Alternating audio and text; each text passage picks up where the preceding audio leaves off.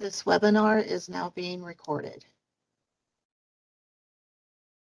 Good afternoon. I am Shelley Daniel, Design Liaison. It is my pleasure to welcome you to today's webinar on Geotechnical Section 101. I have a few housekeeping items to go over before we get started. We are scheduled for 1 hour and 15 minutes today. We are also recording today's webinar and will place it on Mo.u. All lines are muted during the presentation. The Q&A function will be open and will address questions after the presentation. I am pleased to announce our speakers, Lydia Brownell, Geotechnical Director, and Matthew Kraus, Geotechnical Engineer. At this time, I will hand it over to Lydia.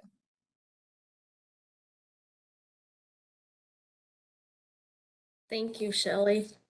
Hey, hopefully everything sounds good. It's a little choppy on our side, so hopefully we sound okay. If not, let us know and we can try another method. So anyways, my name is Lydia Brownell, and I'm with the Geotechnical section here at MoDOT. I'm our Geotechnical Director, and I have Matthew Kraus here with me, and he is one of our geotechnical engineers here in our office as well. So I'm going to turn my camera off just to help things out, and we'll keep moving forward. All right, so we decided to do this because we have so many new faces here at MoDOT, and we just wanted to reach out and let everyone know a little more about what we do. Okay, so most of our staff is located in the Construction and Materials Laboratory here in Jefferson City.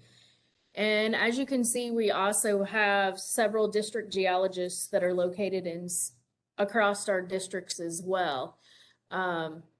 So here in my office, we have myself, we have our office assistant, Kelly, we have two geotechnical engineers, Zachary Tresser, Matthew Kraus. We have our state geologist, Sherry Lamberson, who also shares with the Central District to help out there. And then we have three geotechnical specialists, Ricardo Todd, Duncan Nowak, and Matthew Kistler. And we also have our own geotechnical and soils lab. And in there we have Nicole Scott, who's our materials testing supervisor, along with Trevor Libert, Kenny Barnett, and Janet Zerwest. And then in our geotechnical drilling section, we have our core drill superintendent, Kenny Tuttle. We have a supervisor as well, Ken Farrow. We have our core drill operator, Gary DeGraffenreed, and several core drill assistants, Paul Branson, Brett Shreve, Alexander Vinson, Theodore Porting, Julie Maddox, Aaron Herbach, and Tiffany Thurman. Many of you guys out there may see several of our core drill assistants with pavement cores across the state. And then in our districts, we have Northwest and Northeast share Brett Davidson. In Kansas City, we have Bruce Harville. And again, as I said, Central District shares Sherry Lamberson. We have St. Louis is Jennifer Damry. Southwest is Nicole Pruce. And then we have Corbin Carlton in Southeast District. So what do we do? Our main function is to perform geotechnical investigations to provide design parameters and construction recommendations for bridges, retaining walls, roadways, and occasional building foundation. We also provide quality assurance review of consultant geotechnical reports and specialty geotechnical or proprietary plans and calculations, such as like rammed aggregate piers, soil nails. We also assist with the development of JSPs for non-traditional methods related to unique geotechnical challenges. So those odd items that pop up that just are unusual and not common. In addition, we provide construction phase support for our infrastructure, and we continually work with research to advance our methods and our policies. And from here, I'm going to let Matthew Kraus, one of our geotechnical engineers, tell you a little more about our drilling fleet, our field equipment, and our geotechnical laboratory. Thank you, Lydia. So to start off here, to do all those functions that Lydia just mentioned, we've got our drilling equipment. which includes 5 rigs, which is the Acker Renegade, the Acker Soil XLS, the Versadrill, the CME 45, and the Hoagland Toggler CPT rig, along with a fleet of auger trucks. We'll be showing pictures here coming up, but just to note, our Acker Renegade, our Acker Soil, and our Versadrill and the Hoagland Toggler are all track rigs, while the CME 45 and our auger trucks are truck mounted. And then in the districts, our auger trucks will also do the pavement cores and those kinds of things as well. So this is a picture of our Acker Renegade. As you can see, it's track mounted and also has supports here so we can be level. Cool thing about this photo, this was actually the very first day that this Renegade was out and working. That's why all the paint is nice and shiny and bright. Next, here is the Acker Soil XLS. You'll see it looks very similar to the Renegade, which it is. It's just a smaller version of the Renegade, so it can fit in our tighter locations and some of our steeper slopes, as you can see here, where we're on the slope working as well. The Versadrill is our smallest rig and most nimble. It's a track rig as well. Now, as you can see, drilling locations are not always ideal. We do work with our environmental group to ensure we do not adversely impact the environment in any way when we're performing our drilling operation. CME 45, as you can see, is a truck mounted. And so that's used for usually when we're up here in the roadway or more level surfaces that we can get to without going down anything too steep. And then the CPT rig is a little bit different than those. Those other rigs, we use hollow stems and other sampling method where we're bringing up cuttings as we drill down and making our sampling hole. The CPT actually uses a cone. The CPT stands for cone penetration test. So it's a cone that's actually connected through a cord to the computer here that Ricardo Todd, our senior geotechnical specialist, is working here. And as we push the cone in the ground, it's taking readings such as tip resistance, side resistance, and water pressure to calculate findings. So that's all of our drilling equipment. And now we're going to talk about some of the other options we have for investigations when it comes to field equipment, including our electrical resistivity inclinometer system, our downhole camera, our piezometer that measures ground watering, and then a dynamic cone penetrometer, also known as DCP, and then ground penetrating radar. Actually, our historical section currently has it and operates it, and our pros are running it. And so when we always need it, we can always ask them to lend us a hand. So first with electrical resistivity, it's called a supersteam electrical resistivity. It's used to determine the top of rock or find possible karst features, especially down Southwest District in the Springfield area. This allows us to reduce the number of borings needed and allows us to better determine drilling locations before we drill to confirm possible features, commonly called ground truthing. Ricardo Todd is our expert with this system and has been working hard to train several of our new employees, including Matthew Kistler right here, so we can increase our use of this valuable tool, as it has saved us lots of time and money. Then we have our inclinometer system. It is used to monitor movement within a slope. When we have a slide to be investigated, borings are drilled to collect soils and information to create a profile of the soil in the slope. This information is used to perform a stability analysis and determine an appropriate repair method. If the slide is slow moving, the borings drill are also used to install an inclinometer. The inclinometer pipe is embedded in firm material to anchor the base of the pipe, and then the void space surrounding the pipe is backfilled with bent nigrout. The inclinometer system is read manually by dropping the inclinometer attached to a cable and pulley system. And so this is our cable system and this is our measuring rod. The cable is marked in 1 foot increments and readings are obtained at 2 foot increments. Readings are taken frequently in the beginning to determine the rate of movement and possible slide plane. Once movement shows, readings are typically taken monthly and following significant precipitation events. And then here on this is kind of the output that we receive from an inclinometer. And as you can see, this is the firm material that we've set it in, not a lot of movement. And this is our zone of concern of how much movement is taking place. Additionally, we also have a downhole camera. Camera angle can be changed downhole, which allows for better determination of the void extent, alignment, and depth of certain holes. We can record live video, and we usually, again, use this in the Southwest in karst geology to inspect voids. This picture of this void right here has a vertical drop that could not be seen through the sinkhole opening. Camera footage allowed us to determine the extent and the alignment of the void. And then this is where we chose to do our boring based off of that information gathered. The piezometer, we use it to measure groundwater. We'll typically install one of these in conjunction with an inclinometer, especially on slopes. They're typically on embankments, but they can be installed anywhere, including in a closed roadway as shown here. Then also the dynamic cone penetrometer provides a penetration rate related to shear strength and can be correlated to an IBR or a CBR, which is the Illinois bearing ratio or the California bearing ratio modulus.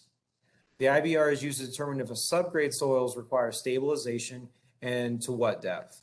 It's also used to see if the subgrade under an existing pavement can withstand rubbleization without deformation. And then finally, with the ground penetrating radar, again, historical preservation are the experts in this, and they currently have hold it for us. But they typically use this in their investigations. This is non-destructive detection and the imaging method which can be used to identify subsurface elements either underground or within a surface, even in concrete. It's a very shallow method, so it can't go as deep like our electrical resistivity system can. And typically, when we're using this, we're looking for voids beneath the pavement or steel locations within concrete. So if a sinkhole is fairly shallow and we're fairly confident, that's when we typically use this, especially if it's threatening a roadway. So then what do we do after we've gone out with all this equipment, we've done our drilling and all our investigations? Well, we come back to our own geotechnical laboratory, and we do all kinds of things, and we have all kinds of equipment there for those soils and samples, which include the prep room and where we can run moisture contents, Atterberg limits, define your liquid limit and plastic limits, sieve analysis, also known as gradations.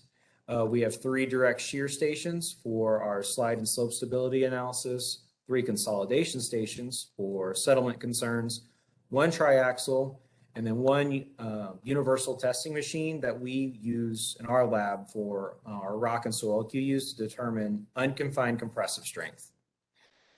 Additionally, we also perform practors for your compaction standards for soil and aggregate, and then we also do the resistivity for the select granular backfill that meet our requirements for MSC walls. So this is a picture of our prep room and all of our sieve analysis equipment. Pretty standard just prep room. These are the direct shear machines.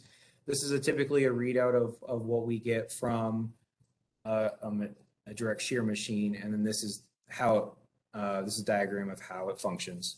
The purpose of a direct shear test is to determine the shear strength of a soil. This is done by forcing the soil to shear along an induced horizontal plane of weakness at a constant rate.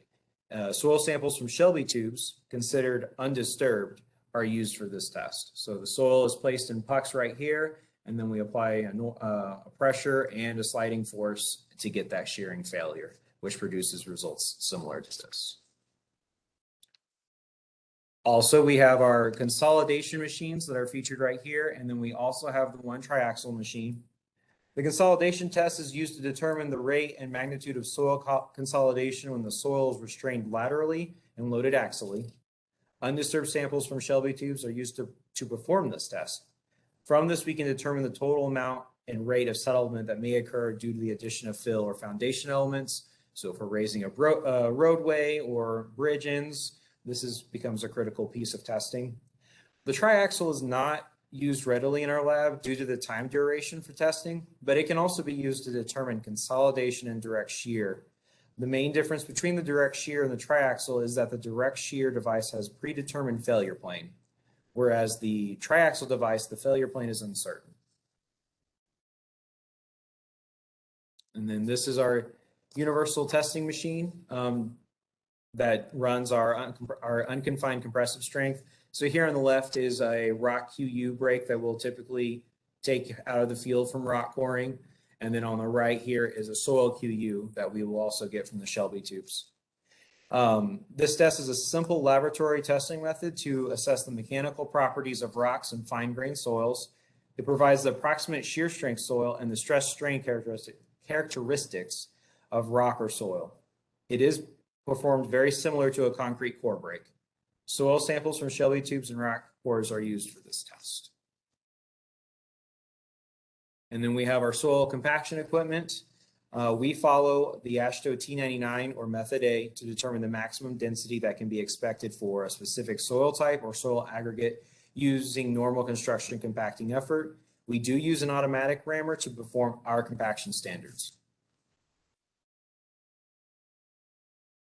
So now with all of this information I just dumped on you guys, and then everything that we have and everything we can do or could do and all of that good jazz, when should we be contacted? And you know, when can we provide assistance?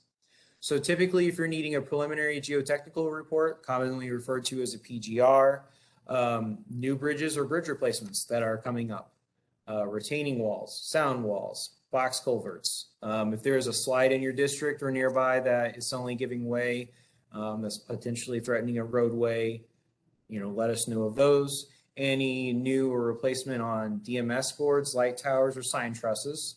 New maintenance buildings that you may be getting in the district.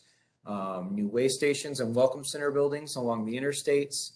Anytime that there's a large amount of fill that's going to be added that could induce settlement needs to be looked at. And then also if you see any rock falls. And then what I want to say about the rock falls though is what we consider a rock fall is something that is overly repetitive clean out where it is very, very active, larger rocks that are falling on the road, of course. Differential weathering causing an overhang or any other safety concerns that could be threatening a roadway. And then of course we have our special investigations of sinkholes, caves, settlement, and the like. And with that, I'm going to turn things back over to Lydia. All right, thank you, Matthew. And just one thing to say about our lab, we have one of the cleanest labs. We've had several consultants roll into our lab, and they're very impressed at the cleanliness of our lab, but they do say that a clean lab is a non-productive lab. And I'll tell you, our lab is anything but non-productive. So anyways, wanted to throw that out there.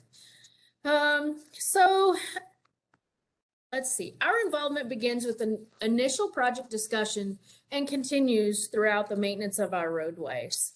Again, as Matthew mentioned, you know, we work on the preliminary geotechnical report, which is typically done by our districts, foundation investigation reports, or what is commonly referred to as a final sounding. We provide construction support. We provide special investigations and maintenance help. We also are involved in design build projects, consultant contracting and review, and we also get involved in research, not only with our research department, but also sometimes with our universities or consultant collaboration as well. So our preliminary geotechnical report, we do our best work when our district geologists are included early in the project phase. These reports are used to establish slope limits, find geotechnical problems that need to be further investigated, and oftentimes aid in determining the feasibility of a project as well. In the early phase, it's much easier to change the project and then go back and drill again than it is when it's closer to the final stage. So we start out with, you know, getting our district geologists involved in the core team meetings. That's where we can set aside where we need to be involved in, what type of project, what kind of work might be needed from our district geologists, and then just how much work we may need to do here in central office geotechnical section as well. Once the core team meetings start, you know, then we can move forward with a site assessment with the project, be it a possible bridge replacement, a roadway realignment, box culvert replacement or new box culvert.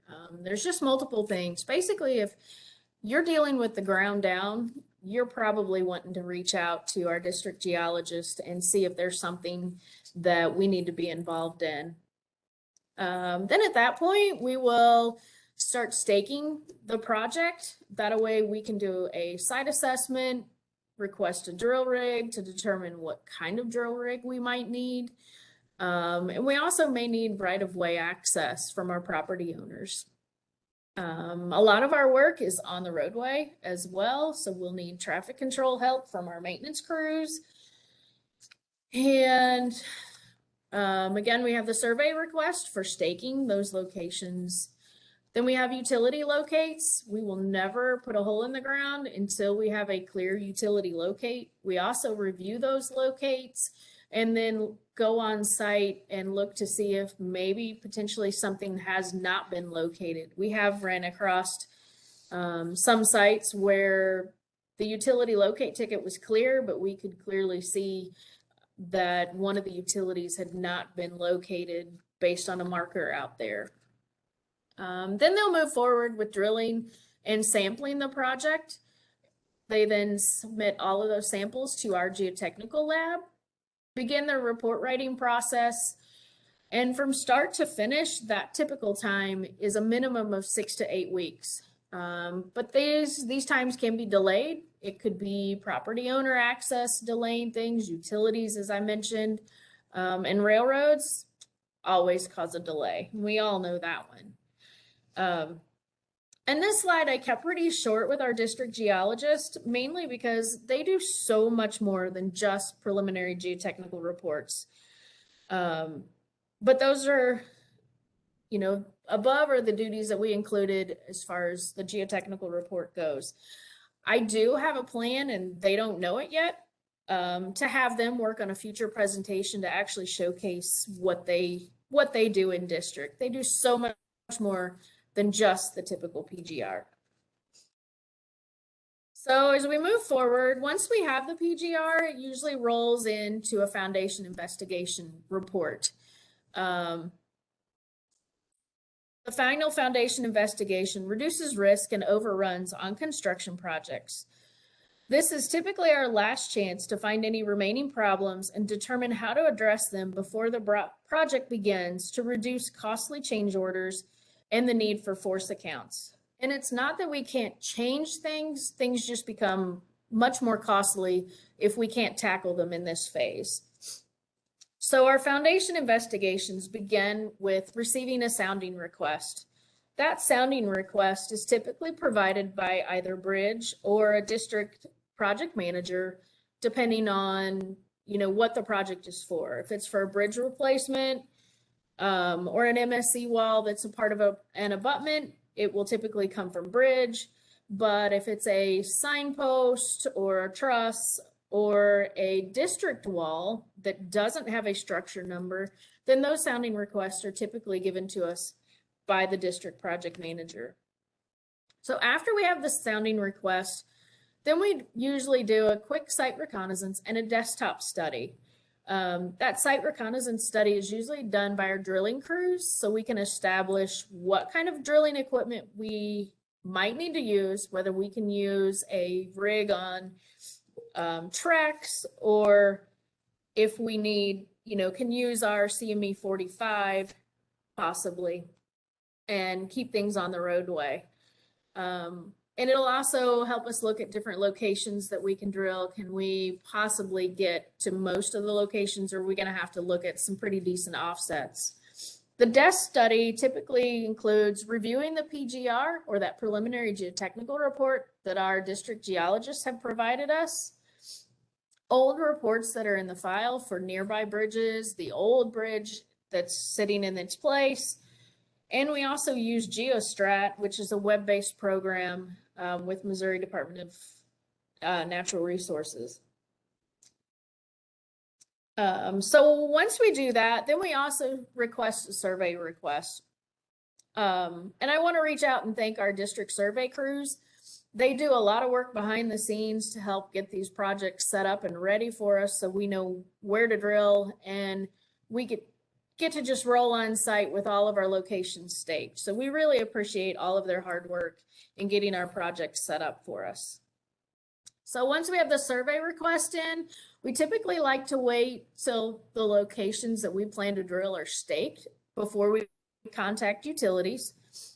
That makes it a little easier on our utility locate companies than having to locate an entire area. We can let them know that the locations are staked and to stake, you know, either around the stake locations, or they actually, it makes it easier, they can find them. They don't have to search and hunt for something. Then we begin our drilling. So once we have clear utilities, then we're outside. Now we're out there drilling. We've got our rigs on site. This is typically a 1 to 2 week duration, depending on the project size. A typical 4-bent bridge we can finish within a week's time, and that's provided weather, equipment, everything goes off without a hitch. Anything over a 4-bent bridge, you're probably looking at least 2 weeks of drilling time. Now, our CPT rig, as we mentioned earlier, we like to use a lot in our Southeast District and our sands. We can drill a 2-bent, 3-bent, 4-bent bridge down there within, you know, 2 to 3 days time, easy, because it's a direct push rather than a lot of sampling. So we're really working hard to increase our CPT use. And from there, once we do all of our drilling, we have our district geotechnical specialist on site with our drilling crews, and they are out there to log samples, to look at the site and see what's going on out there and determine any possible problems that could occur that we can write in our report and be ready for. Then we bring in all of those samples, review them, and assign certain samples to provide us the data that we need in order to provide what was asked for in our sounding request. And then as we move those assigned samples, we bring them into our lab. It typically takes 2 weeks, you know, sometimes more or less, depending what kind of sample we have. If it's just simply moistures, Atterbergs, and QU breaks, we can get those done within 1 to 2 weeks time frame. If you're talking adding direct shears and consolidation testing, those can take anywhere from 1 week to 3 to 4 weeks to complete. So laboratory testing varies in time frame. Once we have our laboratory testing, then it's data analysis time. We bring it in, we review all the data, and then determine all of our recommendations that we provide in one concise report. And these reports will then be sent out, and we upload those into eProjects as well. They're sent out to either our bridge division or the district project managers, depending on who requested the sounding request. We also, you know, depending what we encounter, we may have to have unique conditions that we coordinate with the design team or bridge. So additional drilling may be required. And then we get our report out. Typical time from start to finish of a final foundation investigation is a minimum of 13 weeks. Again, this is if you have no delays with weather, no, you know, issues waiting on property owners, utilities, and railroads. But we typically try to do a lot of that work up front as we're working with our site reconnaissance and desktop studies. All right, so in addition to that, we also have special investigations and different maintenance things that we have to work on. So we may get involved in settlement, either settlement that is, you know, we plan to occur based on our final foundation investigation, or maybe settlement that has occurred that, you know, we were unaware of. We also have sinkholes that develop all the time, as you can see in that lower left photo. This was on Highway 19. Out of nowhere, this hole started as about a 5 to 6 foot hole, and within a day's time opened up to almost 20 feet across and about 10 foot deep, filled with water. So things can pop up anywhere.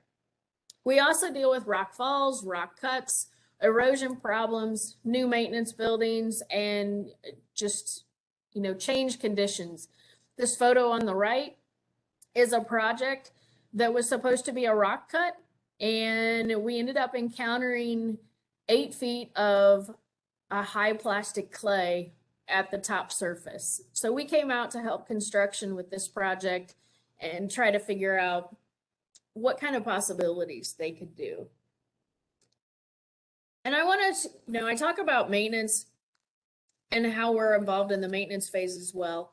I want to throw a shout out to our maintenance crews.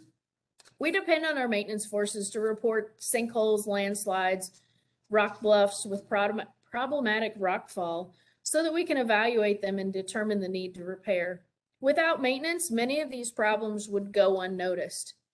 I also want to throw out a huge thank you to maintenance forces for providing the traffic control that allows us to do our work safely.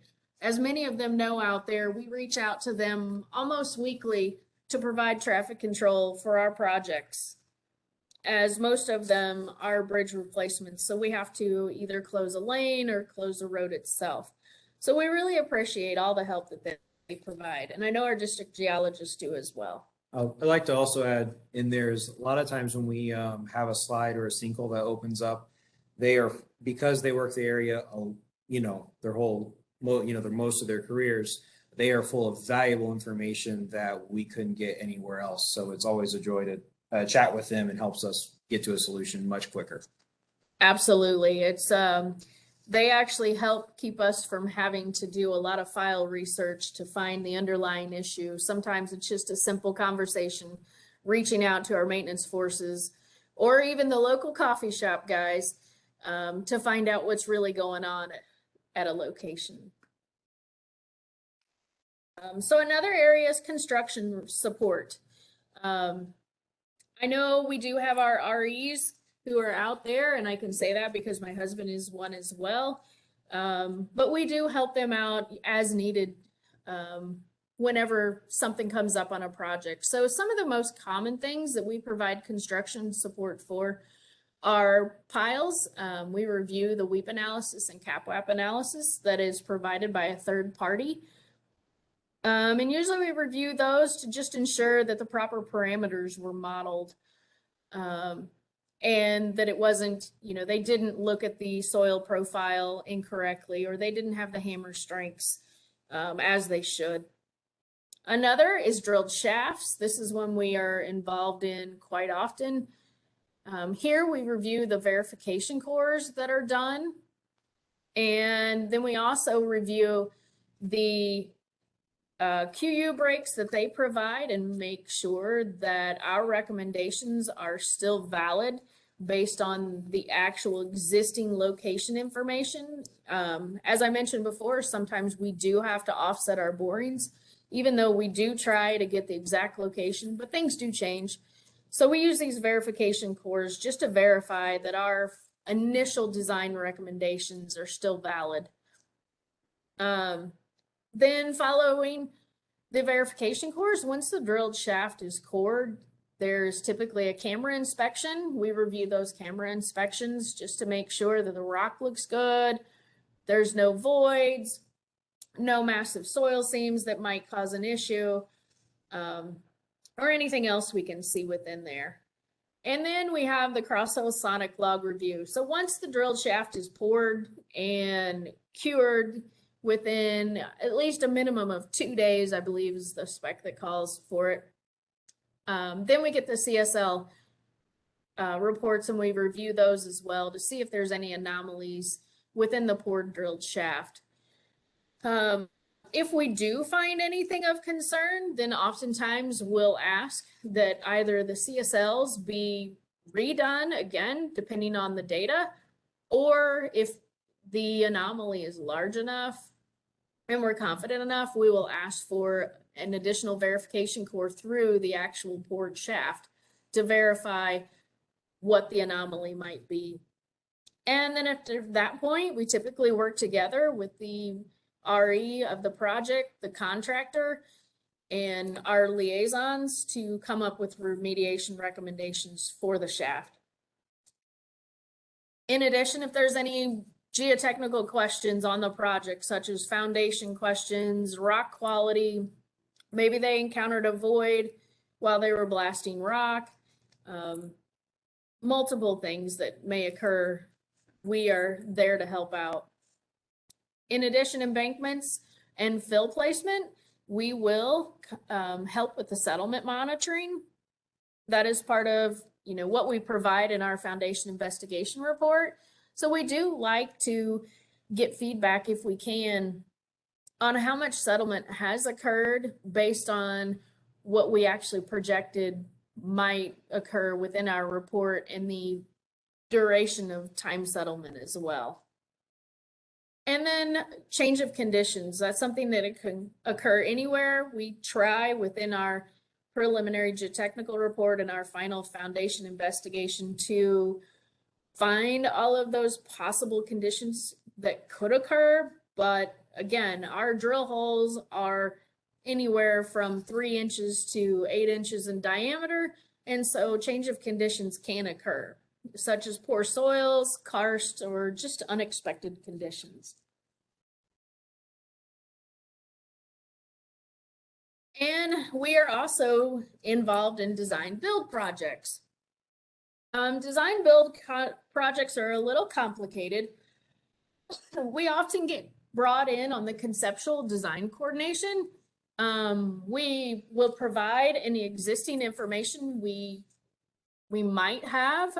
Kelly Berenson in our office is often asked to look through our file cabinets for old reports, and we have tons of old reports, but they are still on the old onion skins, typed up. And then we have varying, electronic reports there as well. So we're working on getting all that put together. We also review the geotechnical scope and fee estimates. And we sometimes are asked to provide the geotechnical drilling for preliminary design. We do not approach design build projects in our typical manner due to the fast-paced nature of design build projects. When in the conceptual design phase, we often reduce our typical drilling frequencies. We provide as much data as possible in a very short time frame to reduce as much risk as possible to the consultant and allow them to have enough confidence to propose creative design options. But it is not uncommon for the chosen team to have to complete additional borings once chosen for the project. So we really just provide enough information that they can hopefully reduce a lot of risk in their design and then follow suit with additional drilling in the end. Is another part of it is once the consultant is chosen, we also review the foundation design reports. We review their slope and subgrade recommendations and any MSE walls and remediation recommendations that might have been planned for the project.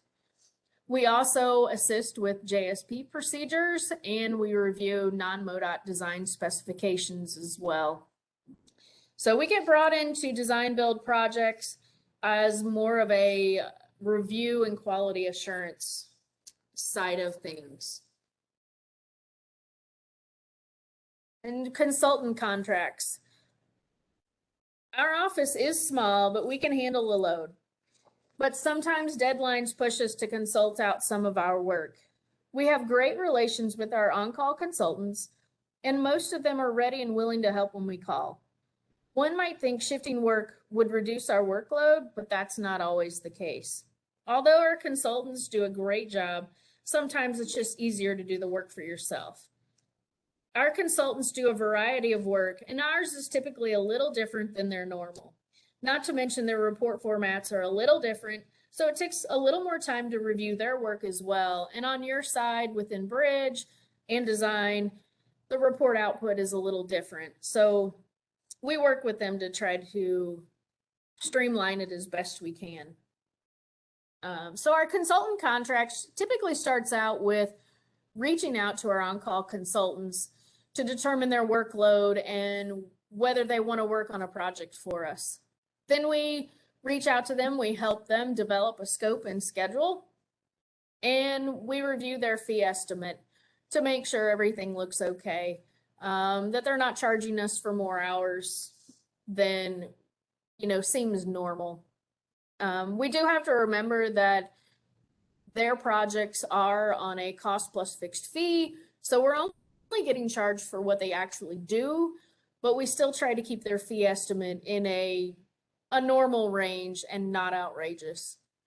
Once we have an agreement with the fee estimate, we'll develop the agreement, and then once the agreement is signed here, then we provide the consultant a notice to proceed. The consultant will then move forward, and they usually keep us in the loop on how they're proceeding. Then we review the report.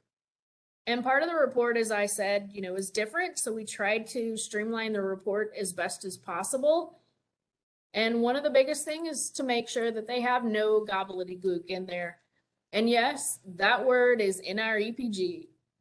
So one of the consultants actually asked us, please don't ever remove that from your EPG. So, and last but not least, once we have their report, then it comes, reviewing that report, making sure they have tackled everything that we have asked them for and that there were no surprises. And then invoice review time. So even though, we have to consult out some of our work, there's still work involved in getting that work, those projects through. All right, so now I'm going to let Matthew Krause take over here and talk about research. Thank you, Lydia. And now, once we're done with all of that work that you just mentioned and all the gobbledygook, in our free time, we decide, hey, let's do a little bit of research as well. We depend on research to keep us on the cutting edge of all that is out there. We help the local universities by helping them with class projects and providing soil and rock samples on occasion. We loan lab equipment out for class use. We also look for help from our research department to gather more information on topics we are less familiar with or just don't have the resources to tackle a task. Typically it's university, but we do consultant collaboration. Past research that we've done is a pile foundation reuse study. We've done thermal integrity profiling, or TIP, monitoring in drilled shafts. Currently, we're working on our Route 465 landslide monitoring down in Ozark, Missouri. We're looking into lightweight deflectometer research as a way of possibly replacing all of our radiation gauges that we use, and that's all out in the project offices. And then we're also working on geotechnical asset management, and then pile setup and restrike, and how we can be better equipped with that. So to start with, we are going to do the foundation reuse. So this was performed in conjunction with the University of Missouri Columbia, MIZ-ZOU, and then in that research, the goal was to determine the best method of determining in-place pile length and condition to be able to predict capacity for reuse. This was done on 2 bridges in southeastern Missouri, one with cast-in-place piles and the other with precast. Lots of lessons and good results came from the research, but the key highlights were using parallel seismic testing. Using our CPT rig was the best way in determining the pile length. We were actually within 3 to 5% of the actual length. And then based on pile restrike and static load tests, both showed existing capacity to be far greater, to the magnitude of 4 to 5 times, than historical design records. So in considering this, it is key to recalculate new capacities. Weathering on piles was not present except for a few places on the cast in place where the water table fluctuated, but all steel thicknesses measured in the weathered zone were still greater than the design standards at the time of construction. And then this picture here on the screen I thought was really cool. We actually pulled out the old existing piles so we can measure the actual length. This is not weathering that you see, this dark part. This is actually sand that chemically cemented to the pile. As you can see, the light gray is this unweathered concrete of the precast. And we actually took a pressure washer on the highest setting and held it right up against that sand and could barely remove that sand. So that was something really cool that I got to work with and we got to see as something for future use. And then I'm going to have Lydia talk about the use of tip and drilled shaft evaluations that she was involved with. All right, so this research was completed by Andy Beckman with Dan Brown and Associates. The purpose was to evaluate the effectiveness, accuracy, and cost of using TIP versus CSL for detecting defects in drilled shafts. TIP testing was performed alongside CSL testing on 4 drilled shafts, and these were actual production drilled shafts. We did not allow them to install any anomalies within these. We also requested the use of optical fiber as opposed to the conventional thermal wire used in traditional TIP. The shortened outcome is that both CSL and TIP have their limitations, and the best option is actually to use them together. TIP testing may be more beneficial in cases where the cage steel may be congested, making it difficult to install CSL tubes, or where construction problems are anticipated. Although there is more research on the roll-off at the top and the bottom of the shaft with TIP, the unknowns at the bottom of the shaft are still of some concern. So it would not be recommended to use TIP for shafts that are primarily in-bearing in design.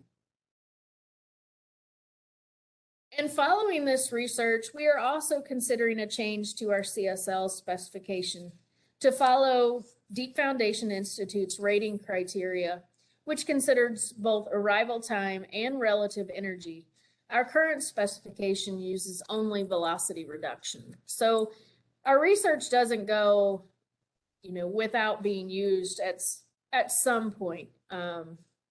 Hopefully we can get some of this implemented soon. And I'll let Kraus take over on this one. So the monitoring of an active landslide and the benefit of pavement cracking sealing. This is being done with Anya Mines with Landslide Technology, one of our consultants out of Washington. So I know everyone around MoDOT typically holds their breath around the winter season with that, with snow and everything. Here at the geotechnical section, we hold our breath during all this rain right now during the spring for slides. Extremely slow creep landslides are very difficult for us compared to sudden movement ones. And this is not uncommon across the United States. Due to multiple factors that cause movements in these slides, deciding when and how to take action, especially for the slow moving ones, and also giving an accurate hazard assessment. So far there is a connection to movement and recorded and heavier precipitation events to both the slide and there's an MSC wall down here in this picture here that is also showing some movement in itself. Landslide Technology not only installed inclinometers, but they also installed a weather station. So we've been able to monitor it remotely because all of this data is uploaded to the cloud, and then we're able to look at it live or after weather events. And it's been pretty interesting for whenever we do have big rain events and whatnot, and being able to watch that. We mentioned earlier with our inclinometers that we had to read manually. What's unique about this is that it is constantly monitoring. I believe it's happening once every 3 to 4 hours. And so we're actually looking into that technology as well from this research to do some remote monitoring ourselves instead of doing manual readings. And then through all of this is that a side that came up that was unexpected was some cracks in the pavement began appearing right above the MSC wall as well. And so after taking measurements and monitoring the movement within the precipitation, we actually had maintenance come out and seal those cracks. And so now, especially through a wet spring, we're going to be monitoring to see if that had any effect. We'd like to think it would, but we're still learning and finding out. All right, so this is yet another research project that is currently ongoing. We were close to finishing, but the researcher has asked for additional testing to be done. So this is our LWD for MoDOT construction acceptance for unbound material layers. So basically soils, subgrades, base rock. We are working together with our field office on this project. The objective of this project is to develop standards for the implementation of the Zorn LWD for the acceptance of unbound material layers on MoDOT projects by performing laboratory and field measurements. The lab portion of the project is complete, and the researcher is currently in the process of field testing and working to gather tests to provide a representation of different soil and aggregate base types. This will aid in creating the specifications and standards for the use of the LWD in construction. Moisture content is a key variable with the use of the LWD, so they will also be providing recommendations for automated soil moisture measurement equipment too. This will be a shift in acceptance, as parameters will be based on modulus rather than density, as we are commonly used to. And then one of my favorite ones, and something I've been working on for many, many years, is geotech asset management. This is a push by FHWA and something we started back in 2009, and then due to funding, we had to stop. So Landslide Technology is working with our TMS group to develop an app utilizing an Esri Survey 123 framework to create an easy field application that can be used with cell phones or tablets. Currently, we are going to gather 6 geotechnical asset types: engineered embankments, ground improvements, rock slopes, retaining walls, soil slopes, and sinkholes. So here are a few snapshots of our collection app that is currently being built. And remember, this is still in the process and still being changed. And this is just a shortened few screens of the windows that you'll see in the collection app. And most of this work will be done by ourselves here in office, our district geologist, with input from our maintenance division and other field employees in the districts. So here are a few snapshots of our collection app that is currently being built. In the first screen, you select the asset you are collecting. Each asset has similar collections or questions tailored to the asset type. I'll walk you through the collection of the landslide. So screen 2 allows you to capture the location and the type of movement. Screen 3 allows you to input the location information with a polyline using the Esri map. So this is all done. Typically, the plan is to use our MoDOT cell phones to collect this information. Screen 4 is a series of questions to rate the slide based on its drainage, failure extent, the length of the roadway affected, history of movement, site distance, roadway displacement and/or deposit score, and it's the roadway width. And again, these questions will all be varied based on the asset that you're collecting. Screen 5 then provides an asset condition summary and the slope condition state. So the final screen is for collection of site photos. So you can actually take the photo and then upload it into the system. This data will then be uploaded nightly to our TMS system map. Each asset will have its own series of questions that is used to rate its current condition. And then once it's uploaded on the map, each asset will have a different pin type that you can also toggle between so you can show everything. And that is not built yet, so I can't show you that yet. So how can geotech asset management help? Our long-term vision is to collect this data initially on our major routes and have it available for our districts to use when beginning projects. So many issues could have been avoided with just a little background of what is nearby. We also hope to use this to monitor geotechnical problems and get them added to our programming for repair prior to failure. The intent of GAM, or Geotech Asset Management, is to shift to a proactive approach rather than a reactive approach to geotechnical problems. Sometimes a maintenance plan can prevent costly repairs or replacements, which will hopefully save time, money, and frustrations. Again, we get so much information from our maintenance folks that we hope to take a lot of that information and put it in here. Our very, very long-term vision is to collect this data across the entire state and eventually incorporate it with Missouri DNR's GeoStrat site. Missouri DNR created a site called GeoStrat, which is a web-based tool that makes geologic and geotechnical data readily available. You can look up bedrock maps, locations of springs, mines, sinkholes, and so much more. We have been using this tool the last 3 to 4 years to help us find potential problems and aid in creating drilling plans. In turn, we share the things that we find with them so they can be added to their map as well.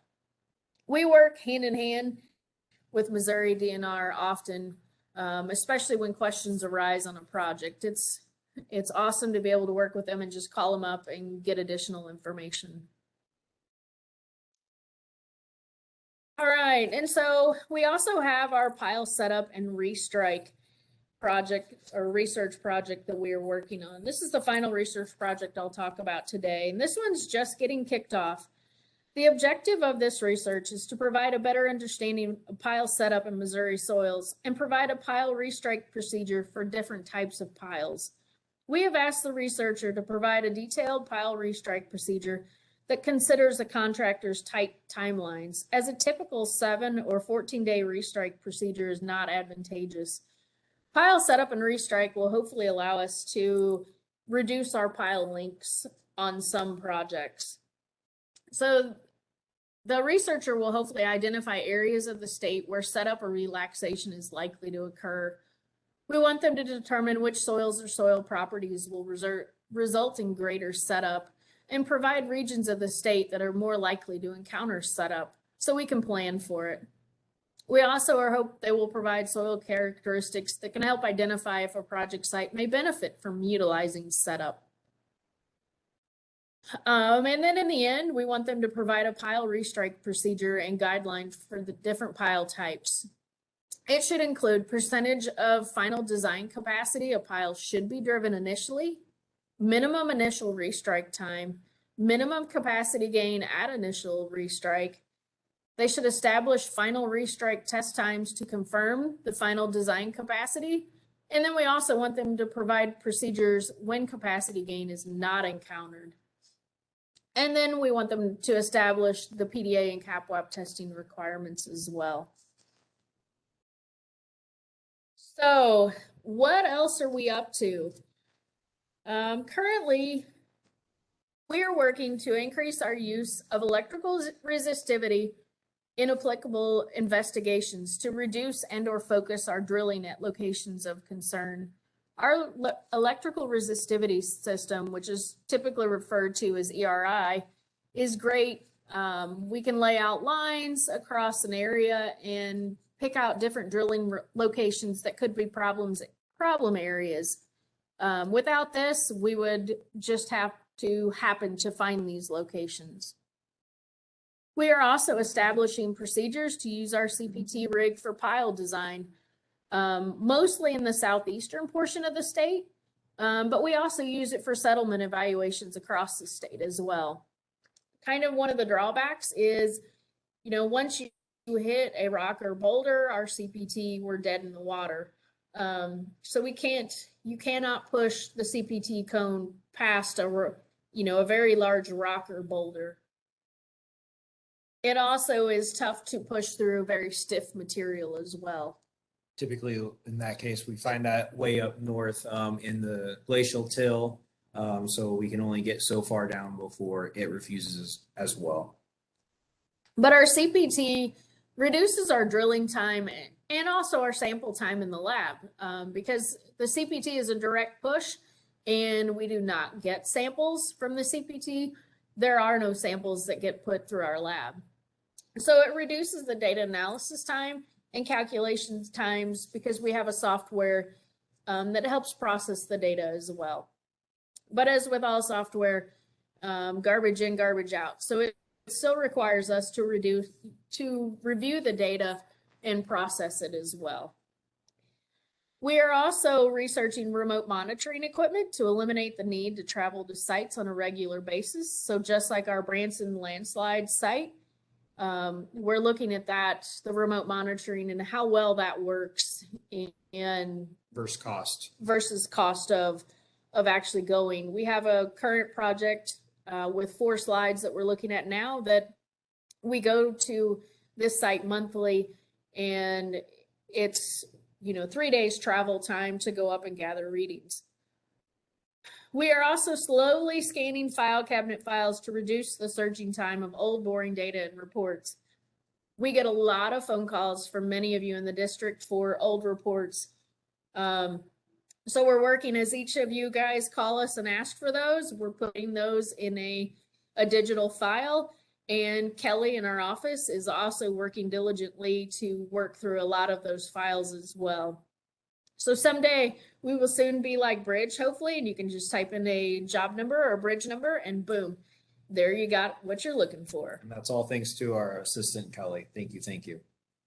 Absolutely.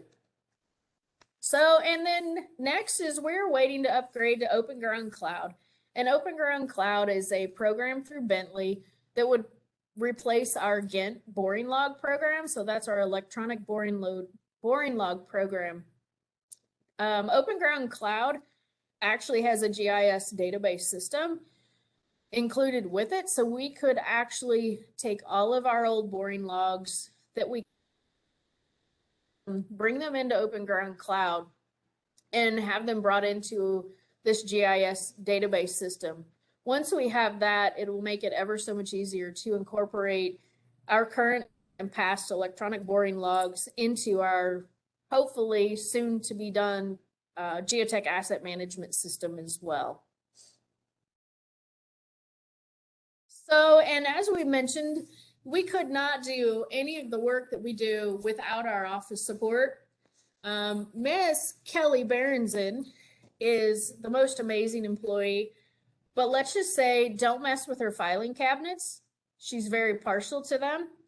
But Kelly works on finalizing our reports, making sure that, you know, us as engineers sound grammatically correct, because, you know, we're not the greatest at writing things. And working on, just as we previously mentioned, digitalizing all of our historic reports and report requests. And as we said, she keeps our supplies in stock until she's away and we raid her cabinets. And so, yeah, the funny part is we sent her this picture and she's like, get out of my cabinets, please. Not a very good day off. She vowed to never be away again. So, and then just to end this, this is one of my favorite quotes that pertains to, you know, our line of work.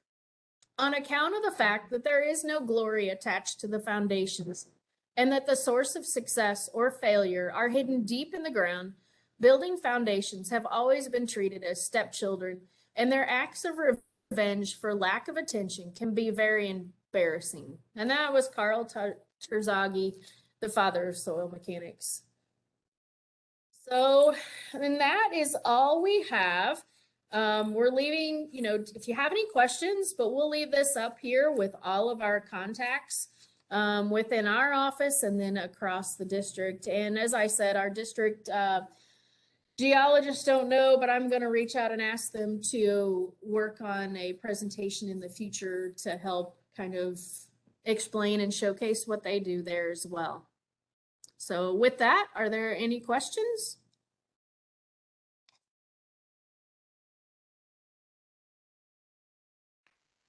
Well, thank you, Lydia and Matthew. Very nice presentation.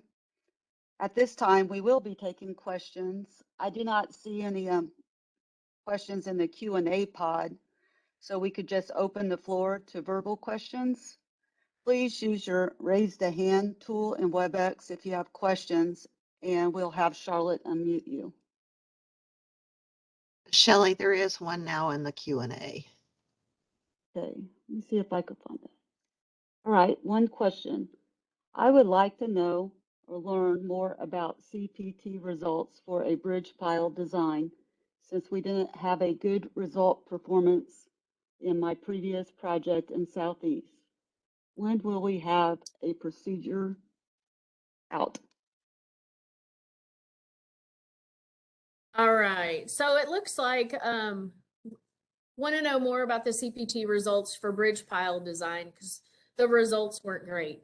We have since actually, we're currently revising some of our CPT procedures, and we have actually changed some of our resistance factors for the tip resistance and side resistance within our results. So we're kind of hoping that will fix that problem. We also have been talking with some consultants as well who are very well versed in pile design, and there is some relaxation and liquefaction of piles and sands, which I'm assuming you said Southeast District, so that area is known to be that sandy area.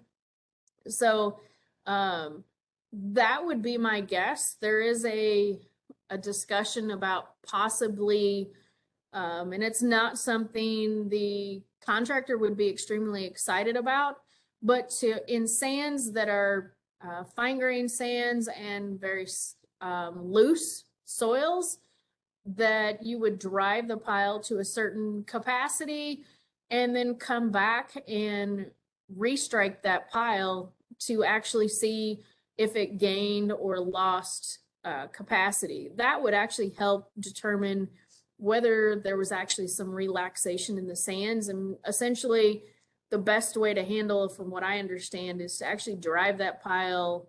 Once it's driven to the certain, capacity point, then at that point to drive that pile every 10 feet or so, and do a restrike every 10 feet. And again, that is not really conducive to a contractor.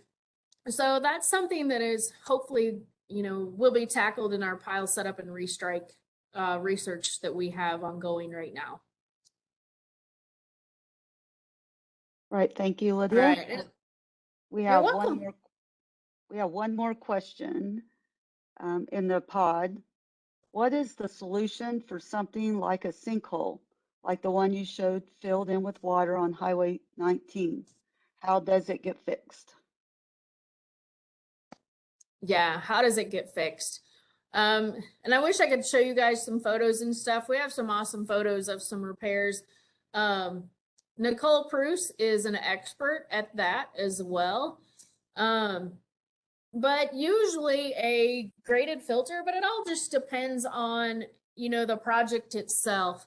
If we know where the throat of a sinkhole is, we will try to excavate down to the throat of that sinkhole. And then we install what's called a graded filter, which is basically just varying sizes of rock. So you'll start with a larger stone, which is large enough to span what we call the throat or the hole to the sinkhole. And then you bring it up in layers from that point with smaller rock. This provides a filter for water to where it can actually continue to enter the sinkhole, because we don't want to disturb the natural water that's moving through a sinkhole, or we will disturb whatever features beneath there. So we want water to keep moving through there as it typically was. Let's see. And then if we do not know where the throat is, a lot of times the graded filter as deep as we can get it and then bring it up through and then monitor from that point. So, but if you do have one, reach out and call us. Fixes vary from site to site, and it just requires that, one of us, either our district geologist, look at it, or, us here in central office. All right. And it looks like Nicole posted, so we're sorry, but Nicole Pruce doesn't have a desk phone anymore. So if you need her cell phone number is 417-766-4836. So sorry about that. We'll fix that on our slide. Okay, and then Charlotte, I don't see anybody else having questions. But No, if you I do have not see any raised hands at this time.